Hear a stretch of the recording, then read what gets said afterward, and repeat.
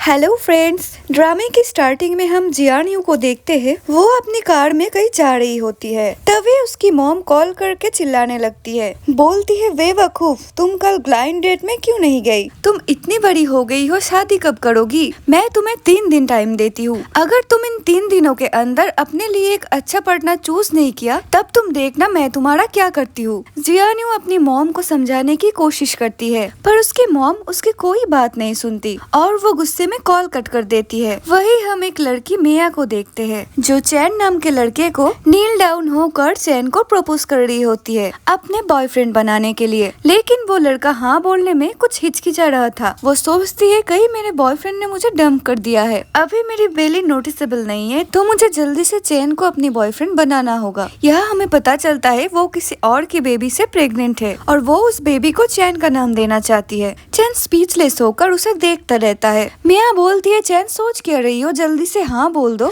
वो सोचता है, पता नहीं मैं आज कैसी प्रॉब्लम में फंस गया हूँ। जियानियो उन दोनों को गौर से देखने लगती है और उन दोनों के बीच में आकर बोलती है, ये तुम्हें लाइक नहीं करता क्योंकि ये तो मुझसे शादी करने वाला है, क्योंकि इसने मुझसे शादी करने की प्रॉमिस किया था। ये सब सुनकर चैन शॉक्ड हो जाता है। सोचती रहती है, ये हाई प्रोफाइल लड़की मुझसे शादी करना चाहती है। Thank you God, rich beautiful women को मेरे पास भेजने के लिए। मिया गुस्से में चिल्लाने लगती है, कहती है, ये सब क्या हो रहा है? क्या तुम इस लड़की को सच में लाइक करते हो? चैन मिया के हाथ से फ्लावर लेकर जियानियो को दे देता है। वहाँ पर खड़े हुए लोग बातें करने लगते हैं। ये सब तो मूवी की तरह हो रही है, जैसा मूवी में दिखाया जाता है कि लव ट्रायंगल हो, 2 लड़कियाँ और 1 लड़का। जियानियो चैन से कहती है, चलो हम अपना मैरिज सर्टिफिकेट लेने चलते हैं। मिया बोलती है, चैन ड्रामा करना बंद करो, हम लोग कई सालों से फैमिली फ्रेंड्स हैं। अगर तुमने मेरे साथ ऐसा किया तो हमारे फैमिली रिलेशन पर भी असर पड़ेगा। चैन उसे इग्नोर कर देता है और यू के साथ अपना मैरिज सर्टिफिकेट लेने चला जाता है और अपना मैरिज सर्टिफिकेट देखकर सोचता है, मुझे यकीन नहीं आ रहा मेरी शादी इतनी ब्यूटीफुल लड़की से हो गई। मिया पहले ही चैन के घर में पहुंच जाती है और उसके पेरेंट्स से कहती है, अंकल आंटी आप ही बताओ अब मैं क्या करूं? चैंग ने मुझे एक दूसरी लड़की के लिए टीच कर दिया। चैंग घर में एंट्री करके सबको अपना मैरिज सर्टिफिकेट दिखाकर कहता है, मेरा शादी हो गया है। घर के सभी लोग उसके मैरिज सर्टिफिकेट देखने के लिए भागती है। उसके मॉम डैड तो बहुत खुश हो जाते हैं कि उनके बेटे एक ब्यूटीफुल लड़की के साथ शादी कर ली। मिया बोलने लगती है, अंकल आंटी आप क्या कर रही हो? आपको तो उसे डांटना चाहिए, लेकिन उल्टा आप ही खुश हो रहे हो। चैन की मॉम बोलती है, अब हम क्या ही कर सकते हैं, इसने तो शादी कर ही लिया है, अच्छा होगा तुम भी अपने घर चले जाओ। मैं एक जवान लड़की को ज्यादा देर तक अपने घर में नहीं रख सकती। ये बोलकर वो लोग चले जाते हैं। चैन मिया को बाहर के रास्ता दिखाता है। मिया सैड फेस लेकर वहाँ से गुस्से में चले जाते हैं। उसके मॉम डैड दूसरे रूम में जाके बात ही कर रहे होते हैं। हमने तो सोचा ही नहीं था ये लड़का एक दिन हमें ऐसे शॉक्ड कर देगा। मॉम कहती है, ऐसा क्यों बोल रहे हो, ये तो शॉक नहीं सरप्राइज है। अब हमारी डॉटर इन लॉ को घर लाने की प्रिपरेशन करनी चाहिए। चैन दरवाजे पर खड़ा होकर उनकी बातें सुन रहा होता है। सोचता है, मैंने तो इतनी कूल रिएक्शन की एक्सपेक्टेशन भी नहीं की थी। तभी उसके पास एक कॉल आता है कि उन्हें एनीवन फाइनेंशियल कंपनी में जॉब मिल गया है और उन्हें कल से ऑफिस आना है। ये सुनकर तो वो बहुत खुश हो जाता है और बोलता है, आज का दिन मेरे लिए बहुत ही लकी है, आज मेरे साथ सब कुछ अच्छा हो रहा है। यहाँ हमें पता चलता है कि ये कंपनी जियानियो की है। जियानियो की असिस्टेंट बहुत सारी फाइल्स लेकर उसके पास आती है और बोलती है, मैडम ये रिच फैमिली की हैंडसम लड़कों की डिटेल्स है, आपकी मम्मी ने और भी इंस्ट्रक्शंस दी है, क्या आप सुनना चाहती है? वो उसकी मॉम की तरह गुस्से में एक्टिंग करते हुए बोलती है, तुम्हें इस लड़कों में से एक बैंडेड को चूज करना है, वरना मैं तुम्हारी कचुअर बना दूंगी। जियानियो असिस्टेंट को बोलती है, आज तुम कुछ ज्यादा ही ओवर ड्रामेटिक हो गई हो। वो बोलती है, मैडम ये मैंने नहीं आपकी मॉम ने बोला है। वो उसे सभी लड़कों के बारे में बताने लगती है। जियानियो टेबल पर अपने मैरिज सर्टिफिकेट फेंक कर बोलती है कि मैं पहले से ही मैरिड हूँ। असिस्टेंट के फोन पर जियानियो की मॉम कॉल पर बोलती है, क्या तुमने शादी कर ली? असिस्टेंट डरते हुए बोलती है, आंटी अभी हमें कॉल कट करना होगा, और मैरिज सर्टिफिकेट को उठाकर देखने लगती है और बोलती है, आपका हस्बैंड कितना हैंडसम है, पर ये लड़का मुझे जाना पहचाना सा क्यों लग रहा है। वो जियानियो से कहती है, आपका हस्बैंड हमारी कंपनी में जॉब करने आ रहा है। वही दूसरी तरफ चैन के मॉम डैड उससे पूछ रहा होता है, तुम कब हमारे डॉटर इन लॉ को घर लाने वाले हो? हमें तो बहुत सारी तैयारी करनी पड़ेगी उसकी वेलकम की। वो लोग कोई बड़ी सी पार्टी करने की डिसाइड करते हैं। वो बोलता है मॉम डैड, मैंने तो आपके परमिशन के बगैर ही शादी कर ली है। आप लोगों को तो गुस्सा होना चाहिए, लेकिन आप लोग खुशी में नाच रहे हो। मॉम डैड तो उसकी बातों पर ध्यान ही नहीं देते, बाकी प्लानिंग करने में ही बिजी हो जाते हैं। तभी चैंग के फोन में एक मैसेज आता है। वो उसे एड्रेस सेंड करती है और उसके घर में आने के लिए बोलती है। मैसेज आते ही वो लगेज उठाकर घर से निकल जाते हैं। उसकी खुशी का कोई ठिकाना ही नहीं रहता। मॉम डैड पूछने लगते हैं, तुम इतनी रात को कहाँ जा रहे हो? वो बोलता है आपके डॉटर इन लॉ के साथ रहने। नेक्स्ट सीन में चैन जियान्यू के घर में पहुंच जाता है। जियान्यू शॉर्ट ड्रेस में होती है और उसके सामने चैन को देखकर शर्मा जाती है। जल्दी से अंदर भाग जाती है और ड्रेस चेंज करके उसके सामने आते हैं। चैन पूछता है तुम्हारे पास मेरा नंबर कहाँ से आया? वो उससे बोलती है मैं तुम्हें अपना इंट्रोडक्शन देना तो भूल ही गई। मेरा नाम जियान्यू है। मैंने सिटी की टॉप यूनिवर्सिटी से ग्रेजुएशन किया। मैं तुमसे 6 साल की बड़ी हूँ और मेरी घर की एक लौती बेटी हूँ। एंड इवेंट फाइनेंस कंपनी मेरी है जिसमें तुम्हारा सिलेक्शन हुआ है। चैन कहता है इसका मतलब मेरा वाइफ मेरा बॉस बनने वाला है। फिर वो भी अपना इंट्रोडक्शन देने लगता है। मेरा नाम चैन है और मैंने इसी साल ग्रेजुएशन कंप्लीट की है। जियान्यू कहती है तुम्हें अपना इंट्रोडक्शन देने की कोई जरूरत नहीं, क्योंकि मेरे पास तुम्हारी सारी डिटेल्स है।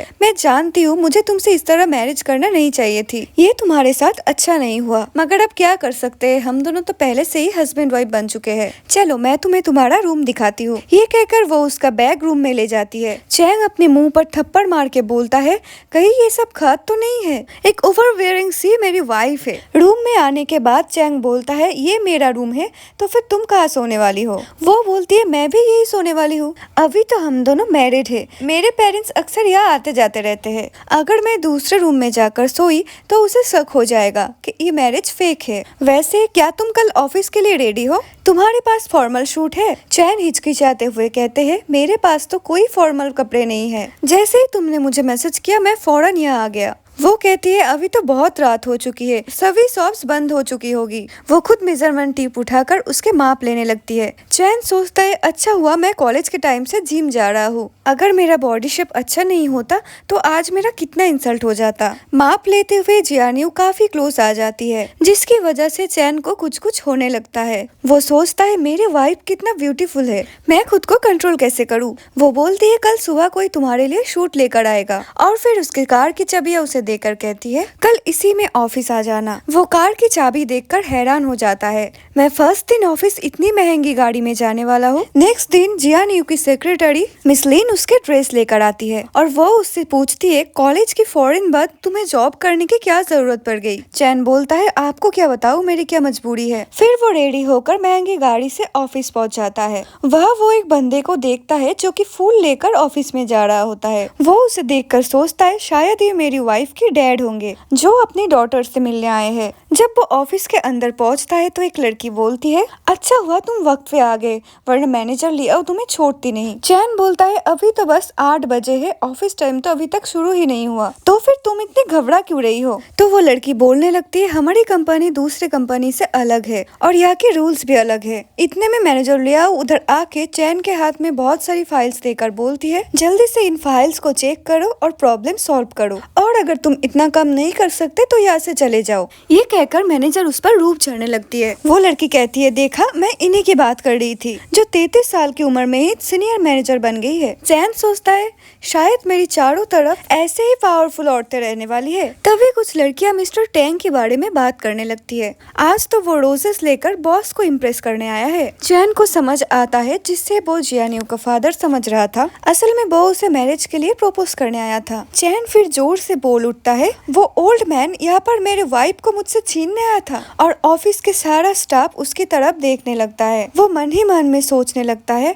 मुझे अपनी वाइफ को प्रोटेक्ट करना होगा ताकि कोई भी कमीना उसे अप्रोच करने के बारे में सोच तक नहीं पाए। वही मिस्टर टैंग जियान्यू के ऑफिस में जाकर बोलता है तुम कब मेरी गर्लफ्रेंड बनने के लिए हाँ बोलने वाली हो? वो कहती है मिस्टर टैंग आप एक रिच एंड पावरफुल पर्सन हो, आपको वुमेन्स की शॉर्टेज नहीं होगी, तो आप हमेशा यहाँ पर आके मेरे साथ मजाक क्यों करते हैं? वो कहता है मैं मजाक नहीं कर रहा, मैं तुम्हारे लिए बहुत सीरियस हूँ। जियान्यू उसे अपनी मैरिज सर्टिफिकेट शेयर करके बोलती है मैंने आपको कुछ भेजा है, जरा इसे एक बार चेक कर लीजिए। मैरिज सर्टिफिकेट देखकर टैंग गुस्से में बोलता है, तुम मुझे रिजेक्ट करने के लिए एक घटिया चाल नहीं चल सकती। आखिरकार तुम एक पब्लिक फिगर हो, तुम ऐरी गैरी किसी से शादी नहीं कर सकती, तुम झूठ बोल रहे हो। इतने में जियान्यू की फ्रेंड उसे मैसेज करके कहती है, तुमने मैरिज कर ली, लेकिन हम दोनों एक दूसरे से ब्राइडमेड्स बनने की वादा किया था। अब टैंग को यकीन हो जाता है कि जियान्यू ने सच में शादी कर ली है। वो अपने फ्लावर्स उठाकर वहाँ से चले जाते हैं। जियान्यू उसकी फ्रेंड को कहती है, सब कुछ इतनी जल्दी हो गई कि मैं तुम्हें बता ही नहीं पाई। वो पूछती है, तुम्हारे हस्बैंड का नाम क्या है, वो दिखता कैसा है। वो एक्साइटेड होकर उससे बहुत सारे सवाल पूछने लगती है। जियान्यू कहती है, मेरे हस्बैंड का नाम चैंग है, वो 22 साल का है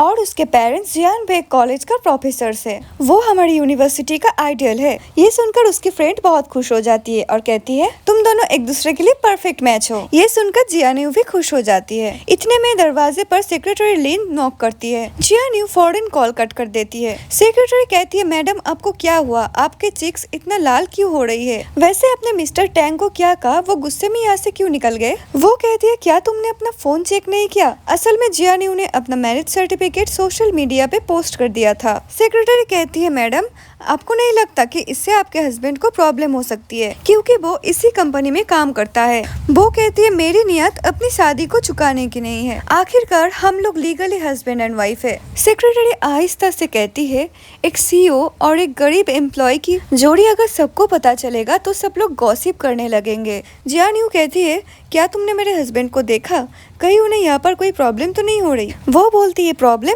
वो क्या होता है। वो तो मजे में लड़की के बीच में बैठकर गबड़े मार रहे हैं। जियान्यू कहती है, मैं काफी देर से सोच रही थी कि हमारी वेडिंग में कुछ तो मिसिंग है, अब मुझे याद आया, वो है वेडिंग रिंग। सेक्रेटरी पूछती है, बॉस क्या आप जेलस हो रही है। वो कहती है, बिल्कुल भी नहीं, तुम बस मेरे साथ चलो। यह चैंग ऑफिस की कुछ लड़कियों के साथ बैठकर बातें कर रही होती है। वो लड़कियां उसकी तारीफें किए जा रही होती है। तुम कितने हैंडसम हो, तुम्हारी बॉडी तो किसी एथलेट जैसे है, ये सूट तुम पर अच्छा लग रहा है। चैंग बोलता है, ये तो कुछ भी नहीं, मैं तो मूवर स्पोर्ट्स वेयर भी पहनता हूँ। वो लड़कियां कहने लगती है, हैंडसम बॉय कुछ भी पहने हैंडसम ही लगते हैं, तुम्हारी फ्यूचर वाइफ तो बहुत लकी होगी। इतने में जियान्यू उधर आकर एक तीर से उस पर नजर डालती है और चला जाता है। चैंग जब अपना सोशल मीडिया अकाउंट ओपन करता है तो उसके हाथ से फोन गिर जाता है। वो शॉक्ड होकर बोलता है, ये तो बस एक फ्लैश मैरिज थी, इसने तो हमारा शादी का सर्टिफिकेट पब्लिकली पोस्ट कर दिया।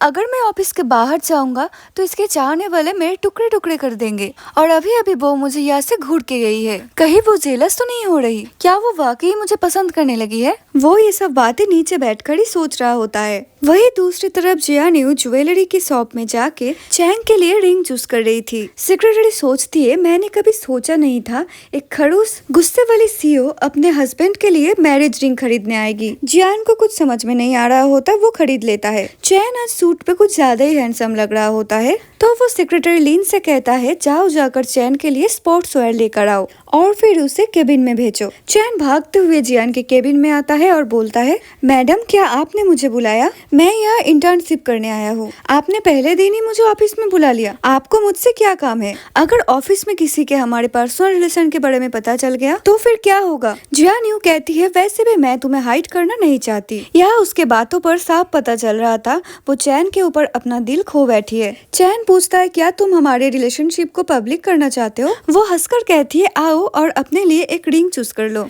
टेबल्स पर इतने सारे रिंग्स देखकर चैन के होश उड़ जाते हैं। जियान कहती है, तुम एक मैरिड मैन हो, अगर तुम वेडिंग रिंग नहीं पहनोगी तो सबको कैसे पता चलेगा कि तुम पहले से ही टेकन इन हो। ये बोलकर उसे हाथ में रिंग पहना देती है। चैन बोलता है, क्या तुम मेरे लिए श्योर हो, तुम्हें डर नहीं लगता मैं फ्यूचर में तुम्हारे हस्बैंड होने की आइडेंटिटी को यूज कर सकता हूँ। जियान बोलती है, तुम जो चाहो कर सकते हो। वो कहता है, ठीक है, और उसे रिंग पहनाकर वहाँ से जाने लगता है। जियान उसके टाई पकड़कर उसे करीब लाती है और उसके कान के पास जाकर बोलती है, मैंने सुना है तुम्हें सूट पहनना पसंद है, तो आज के बाद तुम सिर्फ स्पोर्ट्स वेयर ही पहनोगे, जाओ जाकर चेंज कर लो। चैन जब अपनी वर्किंग स्टेशन पर आता है तो एक लड़की कहने लगती है, तुम ये कंफर्टेबल कपड़े कैसे पहन ली, ऑफिस का तो रूल से सभी स्टाफ को फॉर्मल ड्रेस ही पहनना होगा। तभी उसके पास जियान का मैसेज आता है, ऑफिस के बाद मेरा वेट करना, हमें एयरपोर्ट जाना है कुछ लोगों को पिकअप करने। चैन जियान के लिए पार्किंग में वेट करता है। वो कहती है तुम नीचे पार्किंग में क्यों आ गए, ऊपर ही मेरा वेट करते।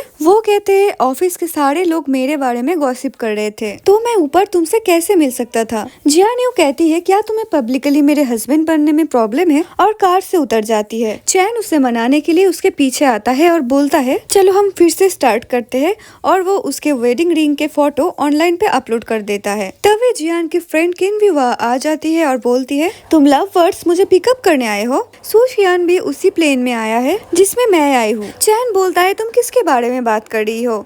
जियान बोलती है जब मैं हाई स्कूल में थी तब सुशियान ने मुझे प्रपोज किया था, फिर मैंने उसके प्रपोजल को रिजेक्ट कर दिया था क्योंकि मैं स्टडी में बहुत बिजी रहती थी। चैन बोलता है इसका मतलब मेरा राइवल भी यहाँ आ रहा है। तभी वह सुशियान आ जाता है और चैन से हैंडशेक करने के लिए हाथ बढ़ाता है, पर वो उससे हैंडशेक नहीं करता। जियान उसके फ्रेंड के साथ साइड में जाकर बात कर रही होती है तुम्हारा हस्बैंड तो बहुत ही हैंडसम है। तभी एक लड़की पीछे से आकर चैन को हक कर लेता है। चैन सोचता है ये तो मेरी स्कूल क्रश है, अब ये कहाँ से आ गई। वो जियान से कहता है ये मेरा स्कूल फ्रेंड है, चलो हनी हम चलते हैं। जियान कहती है अगर ये तुम्हारी पुरानी क्लासमेट है तो हमें इन्हें डिनर पर इनवाइट करना चाहिए। तभी चैन जल्दी से बोलती है नहीं नहीं मैंने तो सिर्फ 3 लोगों के लिए टेबल बुक किया है। इतने इंसल्ट हो जाने के बाद वो लड़की वहाँ से चली जाती है। जियान सुशियान से कहती है सॉरी हम तुम्हें भी अपने साथ नहीं ले जा सकते। वो बोलता है ठीक है कोई बात नहीं, वैसे भी मैं बिजी हूँ। डिनर के बाद चैन क्लब जाने के लिए बोलता है। जियान उसे मना कर देती है, बोलती है मुझे क्लब जाना पसंद नहीं है। चैन कहती है ठीक है अगर मेरी वाइफ नहीं जाएगी तो मैं भी नहीं जाऊंगा। किन बोलते हैं लोग शादी के बाद कितने बोरिंग हो जाते हैं, मैं तो जा रही हूँ अपने लिए न्यू बॉयफ्रेंड ढूंढने। चैन जिया से बोलते है चलो वाइफ हम घर चलते हैं। जियान उसे उसका स्कूल क्रश के नाम लेकर चिढ़ाने लगती है तो चैन बोलने लगता है ऐसे मत बोलो, तब मैं छोटा बच्चा था लेकिन अब तुम मेरी वाइफ हो। ये बोलकर वो उसे किस कर लेता है। वही किन सेक्रेटरी लिन के साथ बात कर रही होती है और पूछती है क्या चैन सच में एक अच्छा आदमी है। वो उसके इन्वेस्टिगेशन कर रही होती है तो सेक्रेटरी लिन कहती है चैन का बैकग्राउंड एकदम क्लीन एंड क्लीन है, कॉलेज में उसकी एक भी गर्लफ्रेंड नहीं थी। किन उससे कहती है यू नो व्हाट, आज एयरपोर्ट में एक लड़की आकर उसे हक कर लिया था। वो दोनों बोलती है बेचारा अब तो गया, प्रेसिडेंट उसे छोड़ेंगे नहीं। जब चैन नाइट में सोने के लिए जाता है तब जियान सोते हुए बहुत ही क्यूट लग रही होती है। चैन उसे देखकर बोलता है इतना क्यूट होना एक क्राइम है, और वो भी उसके पास जाकर सो जाता है। नींद में जियान उसके क्लोज आ जाते हैं। नेक्स्ट मॉर्निंग जियान उसके उठने से पहले ही ऑफिस निकलने वाली होती है। तभी चैन उसे अचानक पीछे से आवाज मार के बोलता है तुम कहाँ जा रही हो। वो बोलती है ऑफिस। चैन बोलता है ओ अच्छा तुम संडे को भी ऑफिस जाओगी। जैसे ही वो लास्ट नाइट बोलता है जियान कहती है क्या लास्ट नाइट, कुछ नहीं हुआ था लास्ट नाइट में। ये बोलकर वो वहाँ से भाग जाती है और अकेले में बैठकर अपने रिंग देखकर ब्लश कर रही होती है। सेक्रेटरी लिन कहती है मैडम आप इतना ब्लश क्यों कर रही हो, आप स्कूल वाली छोटी सी बच्ची की तरह लग रही थी। जियान अपने सेक्रेटरी से पूछती है मैंने सुना है यंग लोगों को फॉर्मल क्लॉथ्स की बजाय कैजुअल क्लॉथ ज्यादा पसंद है, अगर मैं कैजुअल कपड़े पहनूंगी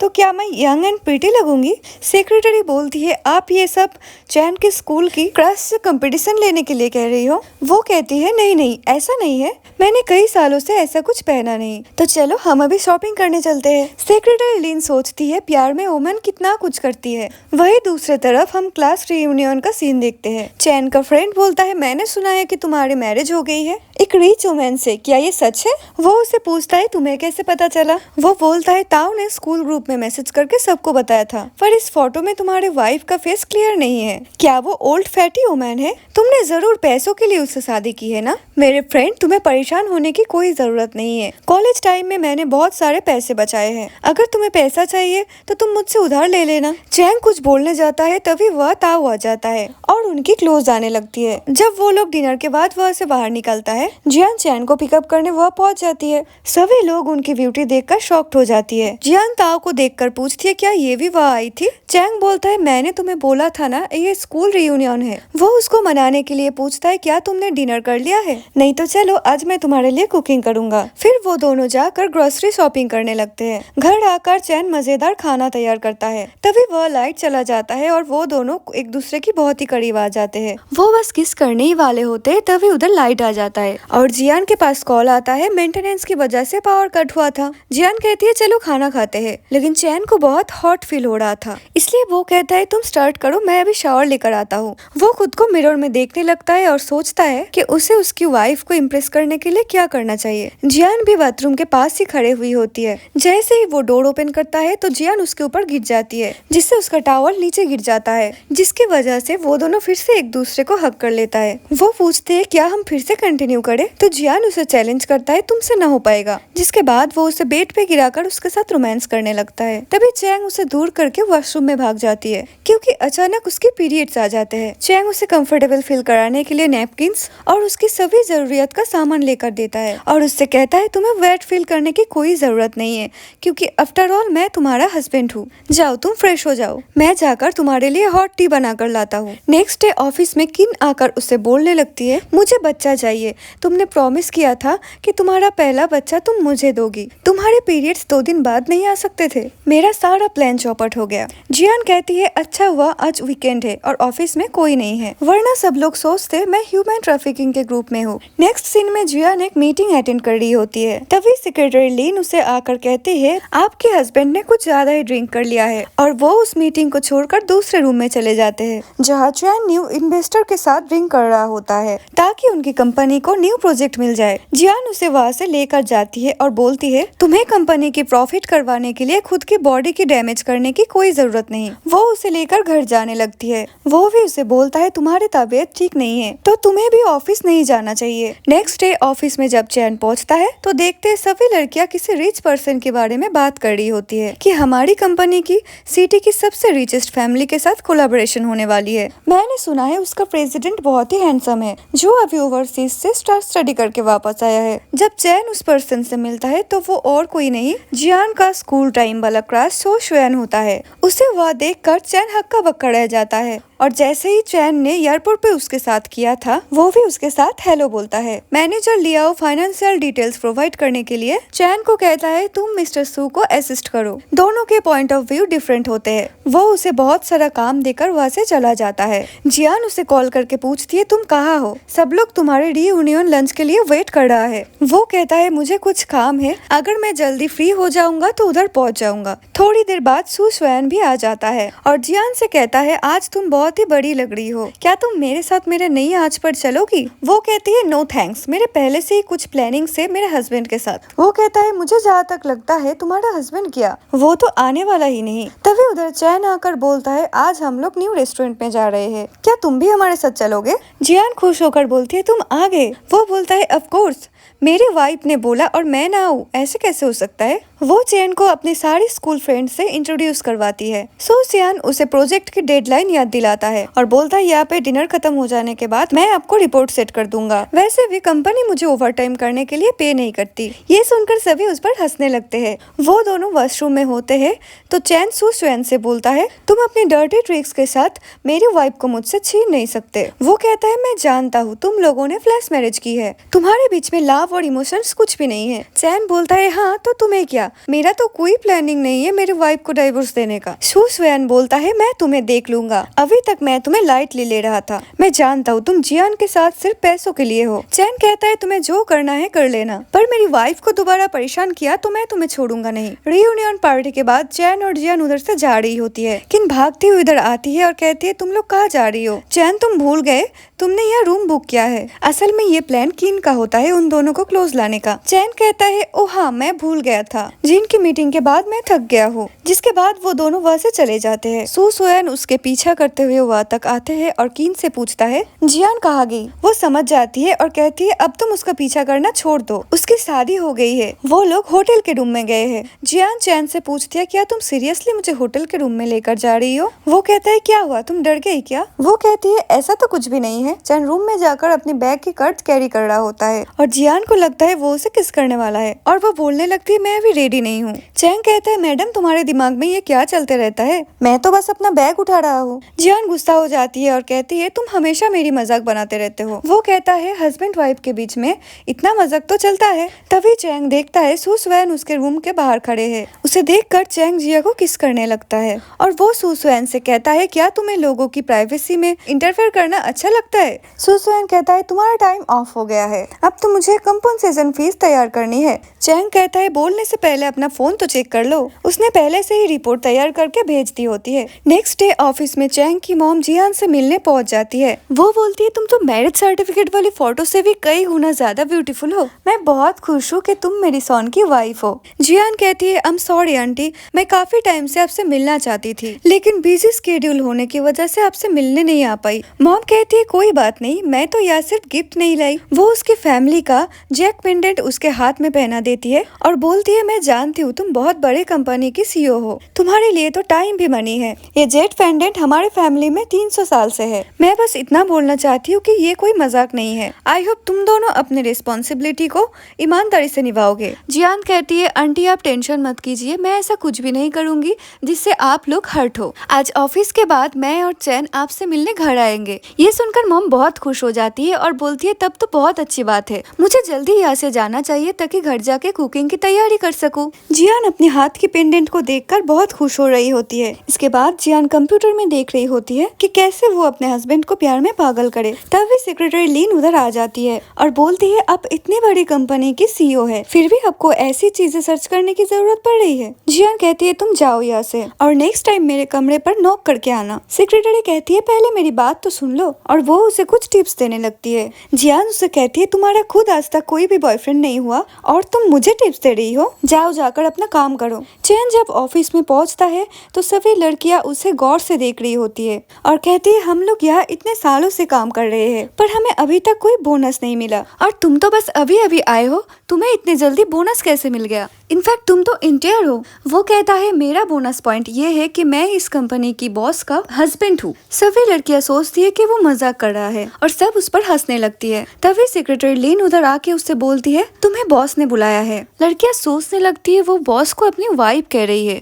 शुक्र करो बॉस ने ये सब नहीं सुना, वरना आज तो ये गया होता। चैंग जियान से पूछता है तुमने यहाँ पर मुझे क्यों बुलाया है। वो बोलती है आज तुम्हारी मॉम मुझसे मिलने आई थी और वो उन्हें उनके हाथ की ब्रेसलेट दिखाती है और कहती है मैंने उन्हें बोला है आज हम लोग डिनर करने के लिए तुम्हारे घर जा रहे हैं। चैन सोचने लगता है इतनी रिच लड़की मेरे घर में कैसे जाएगी और वो उससे मना करता है। तो जियान कहती है ठीक है मैं अकेले ही चली जाऊंगी। चैन उसके बात मान जाता है और उसके साथ जाने के लिए तैयार हो जाते हैं। वो चैन की फैमिली से मिलने के लिए बहुत एक्साइटेड होती है और मॉल जाकर अलग अलग ड्रेसेस ट्राई करने लगती है। चैन कहता है ये बस एक नॉर्मल फैमिली डिनर है, ये उतना भी ज्यादा बड़ी बात नहीं है। जिया बोलती है तुमसे जुड़ी कोई भी बात मेरे लिए नॉर्मल नहीं हो सकती और आज मैं अच्छी लगना चाहती हूँ। इसके बाद वो एक रेड ब्यूटीफुल ड्रेस पहन कर आती है और चैंग तो उसे देखते ही रह जाता है और सीन घर में चॉपस्टिक्स लाने के लिए बोलता है। जिया बोलती है तुम चॉपस्टिक्स से क्या करोगी। वो उसके बालों में बन बना देती है और कहती है अब तुम पहले से ज्यादा अच्छी लग रही हो। चैंग जियान को लेकर अपने घर आ जाता है और उससे पूछता है क्या तुम मेरा रूम देखना चाहते हो। तो वो कहती है हाँ क्यों नहीं। फिर वो कहती है तुम्हारे रूम में तो बहुत सारी बुक्स है। तो चैंग कहता है मैं कॉलेज के टॉपर हूँ, मेरे रूम में बुक्स क्यों नहीं होंगे।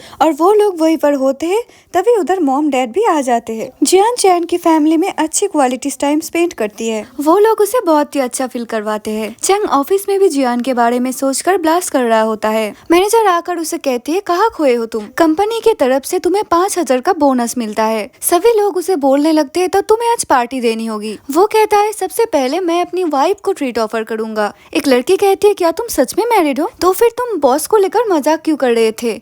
वो बोलता है बकवास बंद करो और जाकर अपना खुद का काम करो। वो जियान को डिनर के लिए पूछता है जहाँ वो डिनर में जाते हैं। वो रेस्टोरेंट जियान के स्कूलमेट का होता है जो जियान को स्कूल टाइम में बोली करती थी और बाद में वो दोनों फ्रेंड्स बन गई थी। चैंग कहता है हमें ऐसी जगह आना ही नहीं चाहिए था। वहाँ पर मिया भी आ जाती है तो जियान उससे कहती है तुम तो मेरे हस्बैंड से दूर ही रहना। मिया कहती है मैं तो बस यहाँ पर चैन को हेलो बोलने आई थी। वो कहती है उन्हें तुम्हारी हेलो की कोई जरूरत नहीं, तुम जाकर अपनी प्रेग्नेंट बेली का ध्यान रखो। चैंग सरप्राइज होकर बोलता है इसका टमी इतना बिग कैसे हो गया है। जिया उससे बोलती है पहले मुझे लगा था ये बेबी तुम्हारा है, फिर मुझे इन्वेस्टिगेशन करने के बाद पता चला ये किसी और के साथ प्रेग्नेंट हुई थी और ये दूसरे मैन की बेबी को तुम्हारा नाम देना चाहता था। डिनर के बाद वो दोनों घर जाते हैं। चैंग जियान से उसे टच परमिशन लेता है। इसके बाद वो दोनों रोमांटिक नाइट स्पेंड करते हैं। जियान सो रहा होता है, चैंग धीरे धीरे अपना सामान पैक कर रहा होता है। जियान उससे कहती है तुम इतनी जल्दी क्यों जाग गए। वो उससे कहता है अगर मैं लेट हो गया तो फ्लाइट मिस हो जाएगी। वो बोलती है तो क्या हुआ, मैं सेक्रेटरी से कह के तुम्हारे लिए दूसरे फ्लाइट बुक कर दूंगी। चैंग कहता है हम जैसी नॉर्मल लोगों के लिए फ्लाइट मिस करना कोई छोटी बात नहीं। जियान उसे कहती है तुम मेरे लिए ब्रेकफास्ट रेडी करो, फिर मैं भी तुम्हारे साथ बिजनेस ट्रिप पर चलूंगी। जियान चैंग से बोलता है आज चांद कितना खूबसूरत लग रहा है। चैंग उसे देखकर बोलता है हाँ बिल्कुल तुम्हारी तरह। चैंग जियान से कहता है मुझे लग रहा है कि हम लोग यहाँ पर हनीमून पे आए हैं जिसे तुम्हारी कंपनी ने ऑर्गेनाइज किया है। जियान कहती है ये तो कुछ भी नहीं, हम लोग हनीमून के लिए स्विट्जरलैंड, पेरिस, न्यूयॉर्क चलेंगे। तभी सेक्रेटरी लिन उन दोनों के बीच में आ जाती है और बोलती है कि यहाँ हम लोग हनीमून पे नहीं आए हैं, ये एक बिजनेस ट्रिप है। चैंग कहता है तुम हमारे बीच हड्डी क्यों बन रहे हो। चैंग उसे लगेज देकर कहता है ये हमारी होटल में चेक इन कर दो। ये बोलकर वो दोनों घूमने चले जाते हैं। होटल की डील करने आए हुए होते हैं और देखते वहाँ का स्टाफ गेस्ट को कितनी बुरी तरीके से ट्रीट करता है। चैंग और जियान उस होटल की डील को कैंसिल कर देते हैं। चैंग को कोई पर्सन बार बार पार्सल भेजकर ब्लैकमेल कर रहा होता है। जियान उसकी सेक्रेटरी से कहती है इसकी इन्वेस्टिगेशन करो, पता लगाओ ये कौन है जो मेरे हस्बैंड को ब्लैकमेल कर रहा है। चैंग को उसकी एक कॉलेज की फ्रेंड की कॉल आती है जो कि उससे सीनियर है। वो उसे कहती है मैं नेक्स्ट वीक वापस आ रही हूँ, क्या तुम मेरे बिजनेस पार्टनर बनोगे। चैंग उसे कहता है मैं तुम्हें सोच कर बताता हूँ।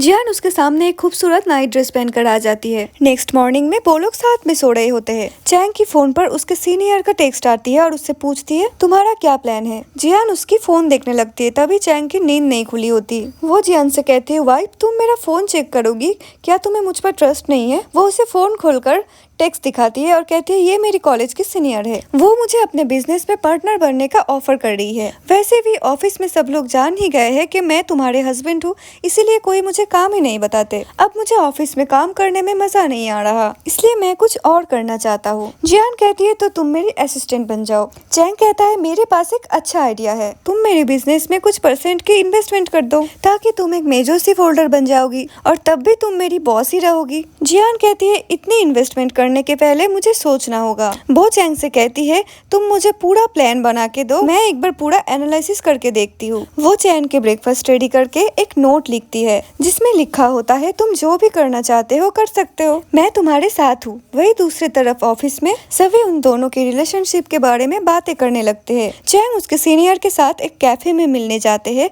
जहाँ पर वो बिजनेस की डिस्कस कर रहे थे। तभी ऑफिस की दो लड़कियाँ उन दोनों को साथ में देख लेती है और सोचने लगती है ये बॉस को चीट कर रहा है। ये न्यूज जाकर वो लड़कियां सभी को बता रही होती है असिस्टेंट चैंग बॉस को चीट कर रही है। ये बात जियान भी सुन लेती है और सेक्रेटरी भी उसके साथ होती है। सेक्रेटरी कहती है बॉस मैं जाकर इसके बारे में इन्वेस्टिगेशन करती हूँ। जियान कहती है इसकी कोई जरूरत नहीं है, मुझे अपने हस्बैंड पर पूरा ट्रस्ट है। सेक्रेटरी बोलती है ये लड़की प्यार में पागल न हो जाए। वो लड़कियां चैंग के बारे में मुसलसल बातें किए जा रहे थे कि हम किसी को भी जज नहीं कर सकते। वो इनोसेंट फेस के साथ एक बूढ़े आदमी है। चैंग भी उसके बातें सुनने लगते हैं और कहते हैं ये क्या बकवास कर रहे हो, तुम लोग चुपचाप अपना काम करो। चैंग लिन से पूछता है कंपनी में कुछ हुआ है क्या, सब लोग मेरे बारे में ऐसे बातें क्यों कर रहे हैं, कोई प्रॉब्लम है क्या। सेक्रेटरी लिन कहती है तुम प्रॉब्लम हो, अगर तुमने मेरी बॉस को हर्ट किया तो मैं तुम्हें छोड़ूंगी नहीं। वो जाके जियान से बात करती है क्या तुम्हें अपनी शौहर पर ट्रस्ट नहीं है, मैं आज रात तुम्हें अच्छे से सब कुछ एक्सप्लेन करूंगा।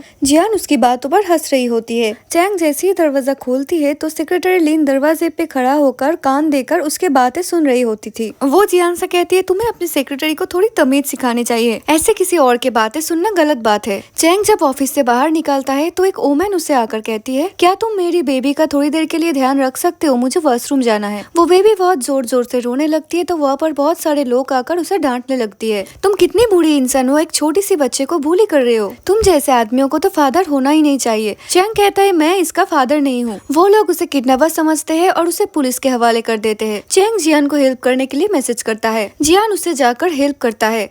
पुलिस ऑफिसर उससे कहता है, तुमने पहले क्यों नहीं बताया तुम मिसेस जियान का हस्बैंड हो। चैंग ने अब ऑफिस से रेजिग्नेशन दे दिया होता है। अब वो अपने फूड ब्लॉगिंग के लिए दूसरे सिटी के मशहूर एंशियंस रेस्टोरेंट में जाता है। रेस्टोरेंट के ऑनर कहते हैं, मेरे पास तुम्हें देने के लिए पैसे तो नहीं है, मगर तुम्हारे पोस्ट से अगर मेरे रेस्टोरेंट में कस्टमर्स आने लगे तो मैं तुम्हें 1 साल तक फ्री फूड खिलाऊंगी। दूसरी तरफ जियान फिर से रफ एंड टफ बॉस बन जाती है, जो न खुद खाते है और न ऑफिस में किसी को खाने देता है। वो नॉन स्टॉप वर्क कर रही होती है। सेक्रेटरी लिन चैंग को टेक्स्ट करके बोलती है, तुम्हारे जाने के बाद से बॉस ने कुछ नहीं खाया है। वो फौरन ही वापस आ जाता है और उसके लिए बहुत सारा डिलीशियस खाना लाते हैं। जियान कहती है, तुम्हें इस तरह से वापस आने की जरूरत नहीं है, आज तुम्हारे बिजनेस का पहला असाइनमेंट था। चैंग बहुत खुश हो जाता है और कहता है, रातों रात मेरी पोस्ट वायरल हो गया है। जियान कहती है, मैं जानती हूँ, क्योंकि मैं इस पोस्ट को वायरल करने के लिए मिलियन इन्वेस्ट की है। ये सुनते ही वो शॉक्ड हो जाता है और कहता है, ये घाटे की डील हुई। जियान बोलती है, ऐसा कुछ नहीं है, तुम्हारी हेल्प से मुझे 100 मिलियन की प्रोजेक्ट मिल गई है।